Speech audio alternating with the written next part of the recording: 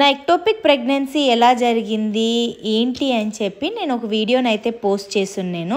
So ఆ same post చేసిన వీడియోని నేను మళ్ళీ వాయిస్ ఓవర్ ఇచ్చి పోస్ట్ చేస్తున్నాను, ఎందుకంటే క్లియర్గా లేదని చాలామంది కంప్లైంట్ చేస్తున్నారు.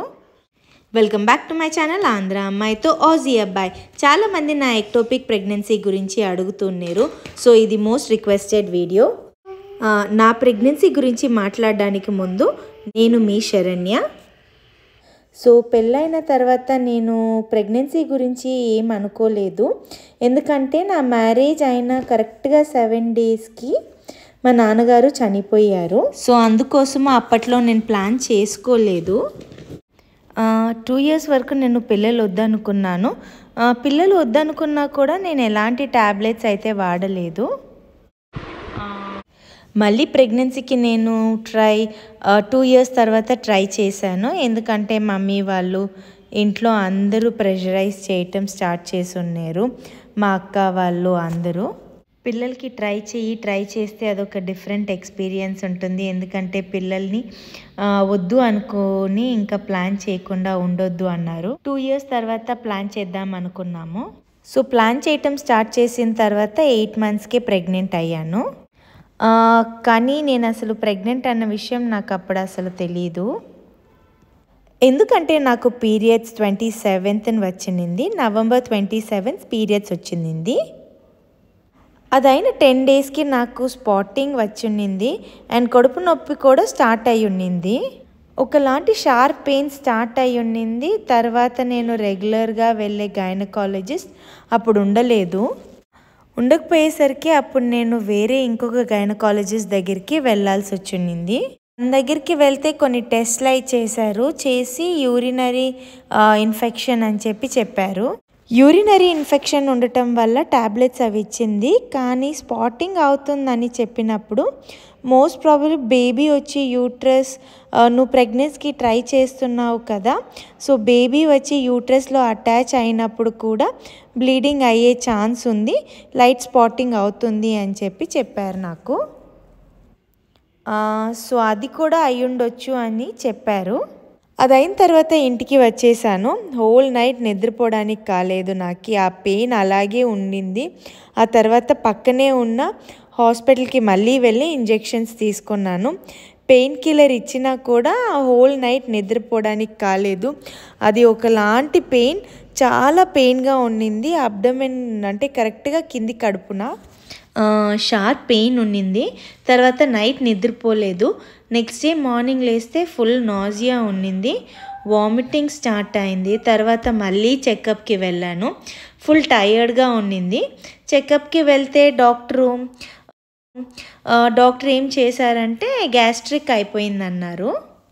నువ్వు అడ్మిట్ అవ్వు, నీకు ట్రీట్మెంట్ చేస్తాను అని చెప్తే నేను అడ్మిట్ అవ్వడానికి ఒప్పుకోలేదు అప్పుడు.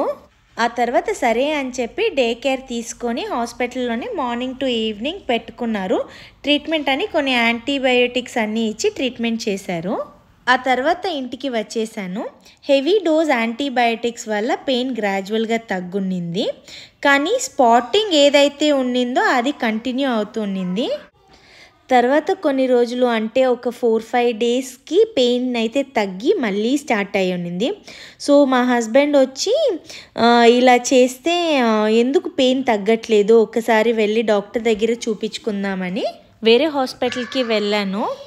ఎమర్జెన్సీకి వెళ్ళి నా సిమ్టమ్స్ అన్నీ చెప్పాను. సో నా సిమ్టమ్స్ అన్నీ చెప్పిన తర్వాత వాళ్ళు ఏమన్నారంటే నువ్వు ప్రెగ్నెంటా అని అడిగారు. నేను లేదు, ఎందుకు అంటే నాకు 10 days back, almost 15 days back నేను అప్పటికి ఈ డాక్టర్ దగ్గరికి వెళ్ళి నాకు పీరియడ్స్ రావడానికి అంతా ముందు చూసుకుంటే ఆల్మోస్ట్ 15 days అయిపోయింది, పీరియడ్స్ వచ్చి ప్రెగ్నెంట్ కాదనుకుంటానని చెప్పాను. వాళ్ళు కొన్ని టెస్ట్లు అవి చేసి నువ్వు ప్రెగ్నెంట్ అని చెప్పారు. అప్పటికే నాకు సంతోషించాలా లేదా బాధపడాలా అని చెప్పి అర్థం కాలేదు, ఎందుకంటే బేబీ ట్యూబ్లో పెరుగుతుందని చెప్పున్నారు. జనరల్గా ఎక్టోపిక్ ప్రెగ్నెన్సీ అంటే ఏంటి అంటే మన ఫెలోపియన్ ట్యూబ్స్ అని 2 ఉంటాయి బాడీలో. కింద వచ్చేసి యూట్రస్ ఉంటుంది. ఫర్ ఎగ్జాంపుల్, అది మీకు తెలుస్తుందో లేదో నాకు తెలీదు. సో ఇలా 2 ట్యూబ్స్ అయితే ఉంటుంది. ఏమవుతుందంటే మన ఎగ్స్ వచ్చేసి ఈ కార్నర్లో ఉంటుంది. నేను అంత క్లియర్గా డ్రా చేయలేకపోతున్నాను, సింపుల్గా మీకు అర్థం అవ్వడానికి చెప్తున్నాను. స్పర్మ్ ఇలా ట్రావెల్ చేసి ఎగ్ని మీట్ అయ్యి ఫర్టిలైజ్ అయ్యి ఇలా వాపస్ ఇక్కడి నుంచి యూట్రస్లోకి వెళ్ళి అక్కడ అటాచ్ అయ్యి గ్రో అవ్వటం స్టార్ట్ అవుతుంది. సో ఈ ఎక్టోపిక్ ప్రెగ్నెన్సీ ఉన్న వాళ్ళకి ఇలా ట్యూబ్లో మధ్యలోనే ఆగిపోయి ఇక్కడ గ్రో అవ్వటం స్టార్ట్ అవుతుంది. సో నా విషయంలోనూ అదే జరిగింది. సో ఆ ట్యూబ్లోనే బేబీ పెరగటం స్టార్ట్ అయింది. ట్యూబ్లో పెరిగి ఏం జరుగుతుంది అంటే బేబీ అక్కడ పెరగడం కుదరదు. ఎందుకంటే చాలా సన్నగా థిన్గా ఉంటుంది మన ఫెలోపియన్ ట్యూబ్స్. సో రైట్ సైడ్లో బేబీ పెరుగుతూ ఉన్నింది. సో అప్పటికే ఆ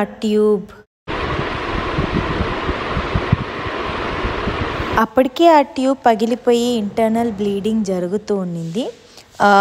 సో ఎక్టోపిక్ ప్రెగ్నెన్సీలో ఆల్మోస్ట్ నాకు ఆ స్పాటింగ్ జరిగి ఆ పెయిన్ వచ్చి నేను ముందే డాక్టర్ దగ్గరికి, అంటే ప్రాపర్ డాక్టర్ దగ్గరికి వెళ్ళి ఉంటే ట్రీట్మెంట్ అట్లీస్ట్ ఇంజెక్షన్స్ ద్వారా అయినా క్యూర్ చేసి ఉండొచ్చు. కానీ ఆల్మోస్ట్ చాలా రోజులు పాస్ అయిపోయి ఉండింది కదా.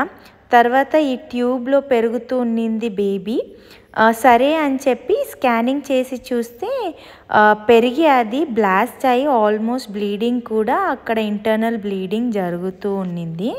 జనరల్గా ఇంటర్నల్ బ్లీడింగ్ జరిగితే ఏం జరుగుతుందంటే కోమాకి వెళ్ళిపోయి లేదా షాక్కి వెళ్ళిపోయి డెత్ కూడా జరుగుతుంది.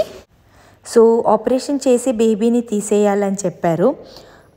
చాలా ఫీల్ అయ్యాను, ఎందుకంటే దానికి ముందు నేను ప్రెగ్నెన్సీ గురించి చాలా కలలు కన్నాను. అంటే 2 years ముందు నేను బేబీస్ వద్దనుకున్నప్పుడు నాకేమీ అనిపించలేదు. కానీ నేను ప్రెగ్నెన్సీ ప్లాన్ చేసిన తర్వాత మాత్రం ఎవ్రీ మంత్ ఒక క్యూరియాసిటీతో ఉండేదాన్ని. ఈ మంత్ ప్రెగ్నెంట్ అవుతానేమో, లేదా ఈ మంత్ ప్రెగ్నెంట్ అవుతానేమో అని. సో ఎప్పుడు నేను ప్రెగ్నెంట్ అయ్యి ఉన్నానో అప్పటికే నాకు విషయం అయితే తెలీదు. అప్పటికే నేను ప్రెగ్నెంట్ ఉన్నాను అని చెప్పి. జనరల్గా ఇది ఎలా కనుక్కుంటారంటే బీటా హెచ్సిజీ అని టెస్ట్ చేస్తారు. దాంట్లో ఏం జరుగుతుందంటే ఎవ్రీ ఆల్టర్నేట్ డేస్ వచ్చేసి మన బీటా హెచ్సిజీ డబల్ అవుతుంది. అంటే ఈరోజు 400 ఉంది అంటే నెక్స్ట్ వచ్చి 800 అవుతుంది. సో 1000 పైన ఉంటేనే మన స్కానింగ్లో యూట్రస్లో బేబీ కనిపిస్తుంది. సో అప్పటికే నాది చాలా తక్కువ ఉన్నింది బీటా హెచ్సిజీ. సో దానివల్ల స్కాన్లో అంతా చేసి చూస్తే కన్ఫర్మ్ చేశారు ఇది ఎక్టోపిక్ ప్రెగ్నెన్సీ ప్లస్ బ్లీడింగ్ పోతుంది అని, ఎమర్జెన్సీ ఆపరేషన్ చేయాలని. తర్వాత సర్జరీ చేయాలని చెప్పారు. సర్జరీ చేయడానికి ముందు కూడా చాలా బాధపడ్డాను. అప్పటికే ఇంజెక్షన్స్ అంటే చాలా భయపడేదాన్ని. సో ఎలా చేపించుకుంటానో, ప్రొసీజర్ ఏంటి అని చెప్పి చాలా భయపడుతూ ఉన్నాను. కొద్దిగా వీడియోలో మాత్రం నేను ఎమోషనల్ అయ్యాను, అది అలాగే ఉంచాను, వాయిస్ ఓవర్ అయితే ఇవ్వలేదు. నాకు బాగా గుర్తుంది, మా హస్బెండ్ హ్యాండ్ ఇలా పట్టుకొని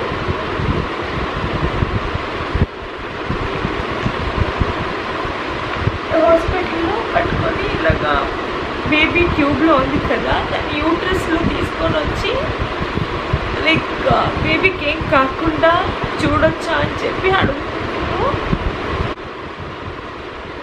అప్పుడు లేదు, ఆపరేషన్ చేసి తీయకుండా ఉంటే ఆల్రెడీ బ్లీడింగ్ పోతుంది కాబట్టి బ్లీడింగ్ ఇంటర్నల్ బ్లీడింగ్ జరుగుతుంది కాబట్టి నీ లైఫ్కి ఇది పర్వాలేదు, మళ్ళీ ప్రెగ్నెంట్ అవ్వచ్చు, ట్రై చేయొచ్చు మనము అని. సో నాకెందుకో ఆపరేషన్ చేయించుకున్న తర్వాత కూడా ఎక్కడో ప్రెగ్నెంట్ అవుతానా మళ్ళీ నాకు. ఎందుకంటే 2 ఫెలోపియన్ ట్యూబ్స్ ఉంటుంది కదా. సో ఆ 2 ట్యూబ్స్లో ఒక ట్యూబ్ ఆపరేషన్లో తీసేశారు, రైట్ ట్యూబ్ లేదు నాకు. సో ఒకే ట్యూబ్ ఉన్నింది. సో ఆపరేషన్ జరిగిన తర్వాత కూడా ఫస్ట్ నాకు కాన్షియస్నెస్ వచ్చినప్పుడు ఫస్ట్ అడిగింది వినుని చూడాలని. ఐసీయూ లోపల వినుని చూడాలని అడిగాను. ఎందుకంటే ఎమోషనల్గా చాలా క్లోజ్ కదా. అంటే నేను ఫిజికల్గా I was going through it. విను నేను ఇద్దరం వచ్చేసి ఎమోషనల్గా ఎంత ఇదైతేను ఫిజికల్గా కూడా నేను డ్రైన్ అవుతున్నాను. కంప్లీట్గా డ్రైన్ చేసేస్తుంది ఫిజికల్గా ఎమోషనల్గా. సో ఆపరేషన్ అయిన తర్వాత ఐసీయూలో ఉన్నప్పుడు ఫస్ట్ అడిగిన question I want to see my husband అని అడిగితే నర్స్ బయట వెయిట్ చేస్తున్నారు, మిమ్మల్ని వార్డ్కి షిఫ్ట్ చేస్తామని. తర్వాత వార్డ్కి షిఫ్ట్ చేసిన తర్వాత నేను అడిగాను ఇలాగ ఆపరేషన్ చేశారు కదా అన్నప్పుడు వినుకి చూపించారంట. ఒక చిన్న ఎగ్ లాగా ఉన్నింది ట్యూబ్ లోపల. సో దాన్ని మాత్రం వినుకి చూపించారు. విను వచ్చేసి ఇలా బేబీని చూశాను, చాలా చిన్నగా ఉన్నింది అని చెప్పినప్పుడు తట్టుకోలేకపోయాను.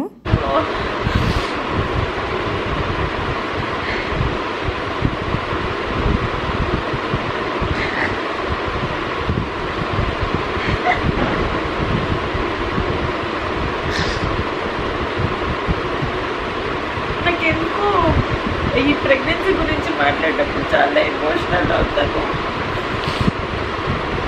దీనికి ముందు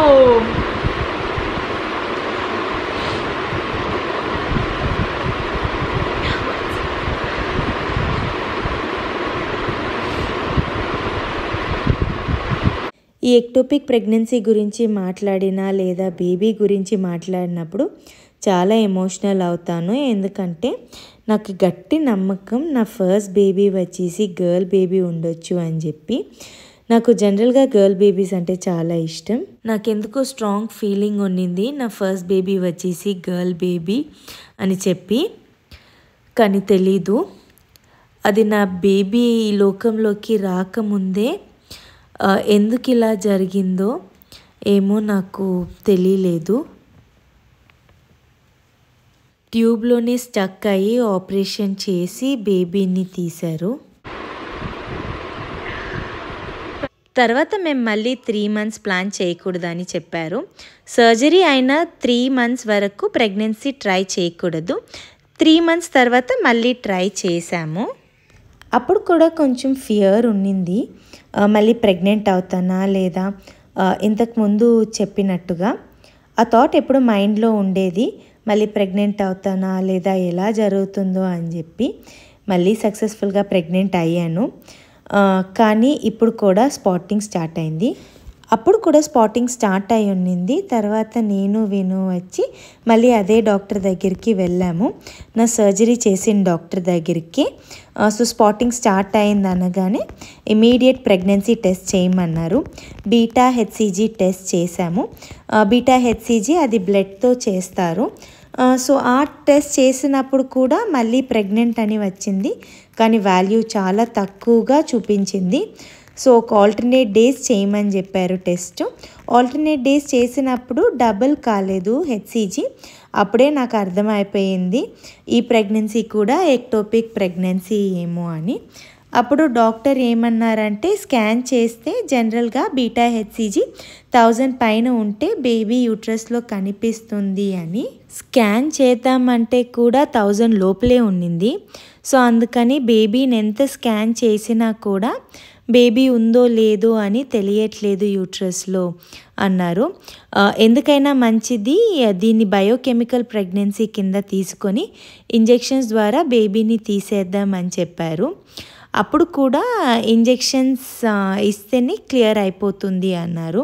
ఒక ఫామ్ని అయితే తీసుకొని వచ్చి ఇచ్చారు, ఇలా టర్మినేట్ చేస్తున్నామని చెప్పి. సో ఆ ఫామ్లో మళ్ళీ సైన్ చేయమన్నారు. అలా బేబీని తీసేయాల్సి వచ్చింది. తర్వాత ఎగ్జాక్ట్ 3 months వరకు ట్రై చేయొద్దు అన్నారు. అండ్ 3 months తర్వాత ఇంకా బేబీ కోసం ట్రై చేయొచ్చు అన్నారు. మళ్ళీ ఎంతో స్ట్రగుల్ తర్వాత, ఎంతో కష్టపడి ఎంతో స్ట్రగుల్ తర్వాత మళ్ళీ నేనైతే ప్రెగ్నెంట్ అయ్యాను.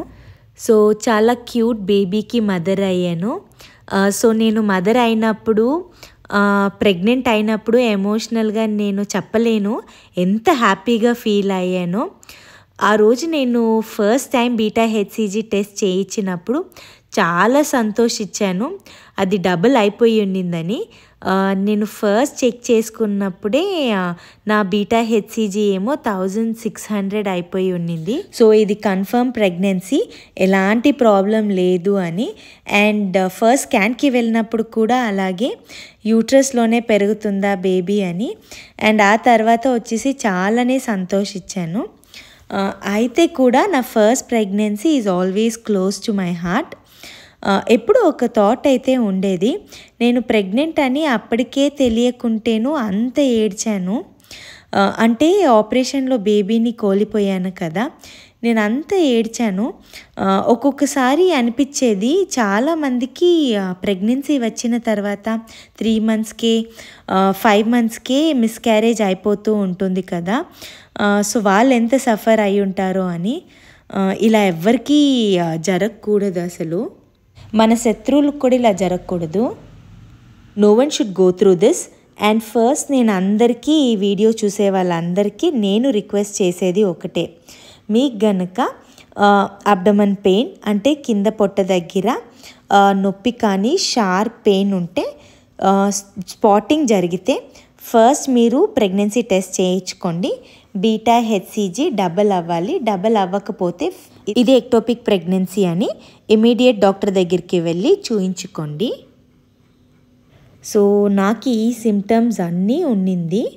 ఎక్టోపిక్ తర్వాత మళ్ళీ ప్రెగ్నెంట్ అవ్వచ్చా అని డౌట్ ఉన్న వాళ్ళందరికీ దేవుడు ఎప్పటికీ చేయి వదలరు.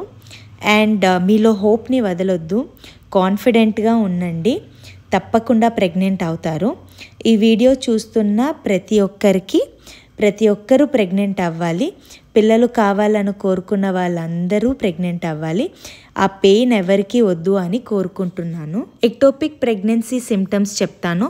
జనరల్గా వామిటింగ్, నాజియా ఉంటుంది ప్రెగ్నెన్సీలో ఉన్నట్లే. షార్ప్ పెయిన్ అయితే అబ్డమన్లో ఉంటుంది. తర్వాత స్పాటింగ్ అంటే బ్లీడింగ్ హెవీగా కాకుండా కొంచెం కొంచెం స్పాటింగ్ చూపిస్తుంది. అండ్ ఇంకొక సిమ్టమ్, నాకు ఈ సిమ్టమ్ కూడా ఉండింది, రైట్ షోల్డర్లో పెయిన్ అయితే ఉండింది నాకు. సో కింద లోపల ఇంటర్నల్ బ్లీడింగ్ జరుగుతున్నప్పుడు ఈ పెయిన్ వస్తుంది అంటారు. సో నాకు ఆల్రెడీ ఆ పెయిన్ కూడా స్టార్ట్ అయిపోయి ఉండింది అప్పటికే. సో ఈ సిమ్టమ్స్ మీకు గనక ఉంటే ఫస్ట్ మీరు బీటా హెచ్సిజీ టెస్ట్ చేయించుకోండి. డబుల్ అవుతుందా లేదా చూడండి. డబుల్ కాకుండా ఉంటే ఎమర్జెన్సీ ఫస్ట్ డాక్టర్ని వెళ్ళి మీట్ అవ్వండి. అంటే చాలా లేట్ అయ్యి నాలాగా ట్యూబ్ పోగొట్టుకోకుండా స్టార్టింగ్లోనే మీరు ఇంజెక్షన్స్ ద్వారా క్యూర్ చేసుకోండి. అట్లీస్ట్ ట్యూబ్ సేవ్ చేసుకోవచ్చు. అండ్ ఎక్టోపిక్ ప్రెగ్నెన్సీ ఉన్నవాళ్ళు మళ్ళీ ప్రెగ్నెంట్ అవుతారా అంటే తప్పకుండా అవుతారు. చాలామంది ప్రెగ్నెంట్ అయ్యారు. అండ్ నేను కూడా ప్రెగ్నెంట్ అయ్యాను. ఒక క్యూట్ బేబీ బాయ్కి మదర్ ఇప్పుడు నేను. సో తను వచ్చేసి ఇప్పుడు 3 years ఓల్డ్ ఉన్నారు. సో ఇదొక హోప్ ఇవ్వాలి అందరికీ, ఈ వీడియో చూసిన వాళ్ళకి అని చెప్పి ఈ వీడియో చేస్తున్నాను. ఏదైనా డౌట్స్ అడగాలనుకుంటే నా ఇన్స్టాగ్రామ్ అకౌంట్కి మెసేజ్ చేయొచ్చు. లింక్ డిస్క్రిప్షన్లో ప్రొవైడ్ చేస్తాను. And please don't forget to subscribe my channel.